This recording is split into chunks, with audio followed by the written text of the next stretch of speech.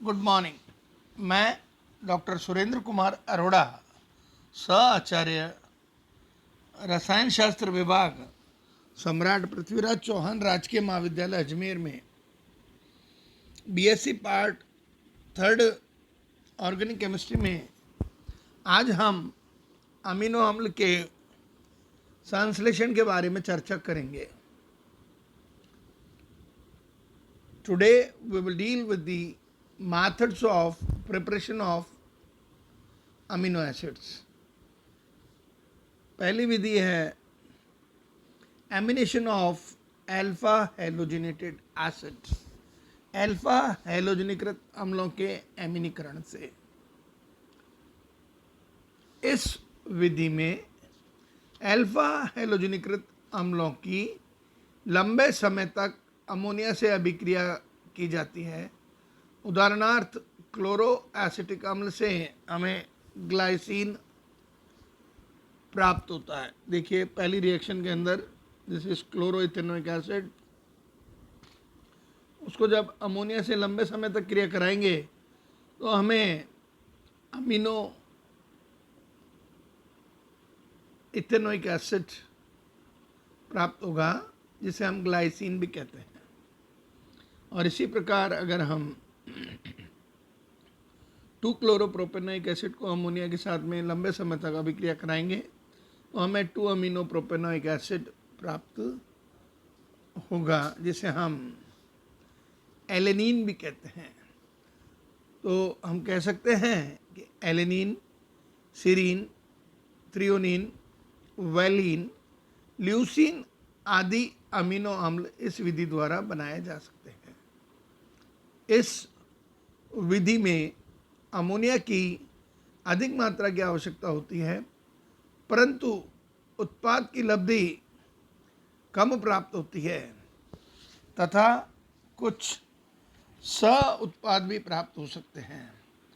अतः इस विधि का संश्लेषित महत्व कम है। दूसरी विधि है गैब्रियल थैलामाइड संश्लेषण। The next method of preparation is Gabriel thalamide synthesis।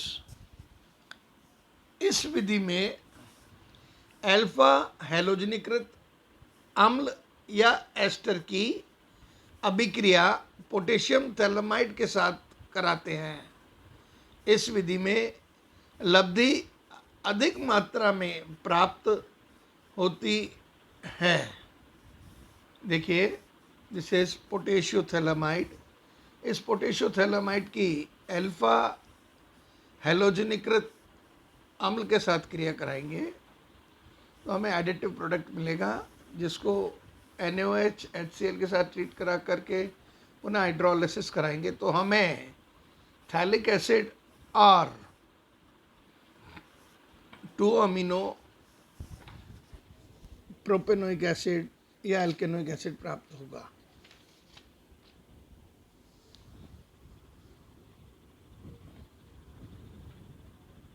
Third method of preparation is Streaker synthesis। तीसरा विधि है स्ट्रेकर संश्लेषण। इस विधि में एल्डिहाइड अथवा कीटोन की अभिक्रिया अमोनियम क्लोराइड तथा सोडियम साइनाइड के मिश्रण के साथ में या पोटेशियम साइनाइड के मिश्रण के साथ में की जाती है। अभिक्रिया से प्राप्त साइनोहाइड्रीन के एमिनीकरण तथा जल अपघटन पर हमें अल्फा अमीनो अम्ल प्राप्त होते हैं।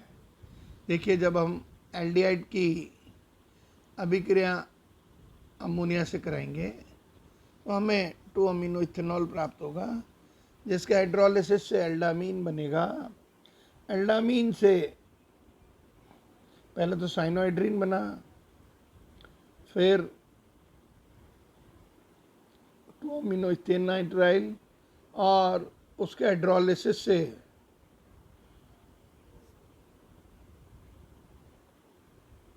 अमीनो अम्ल प्राप्त होते हैं। R बराबर CH3 अर्थात एसिटाल्डिहाइड लेने पर हमें एलिनिन प्राप्त होगा। यह विधि ग्लाइसिन, ग्लूटामिक अम्ल, फेनिलएलनिन, सीरीन, एलेनिन तथा वेलिन आदि के संश्लेषण में उपयोगी है।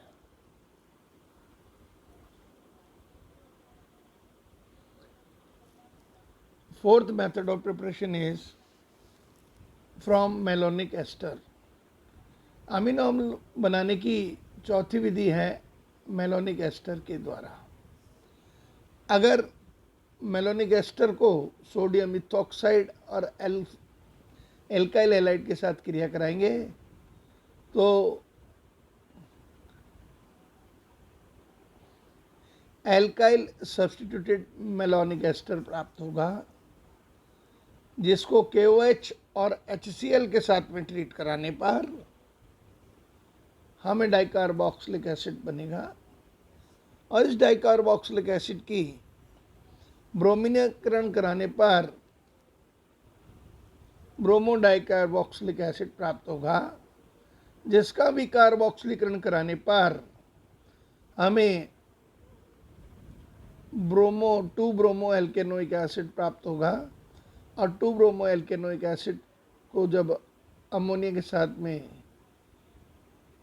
अभिकृत कराते हैं तो हमें अल्फा अमीनो अम्ल प्राप्त होगा। तो देखिए, यह विधि प्रथम विधि का विस्तार है। इसमें मेलोनिक एस्टर से अल्फा हेलोजन अम्ल बनते हैं जो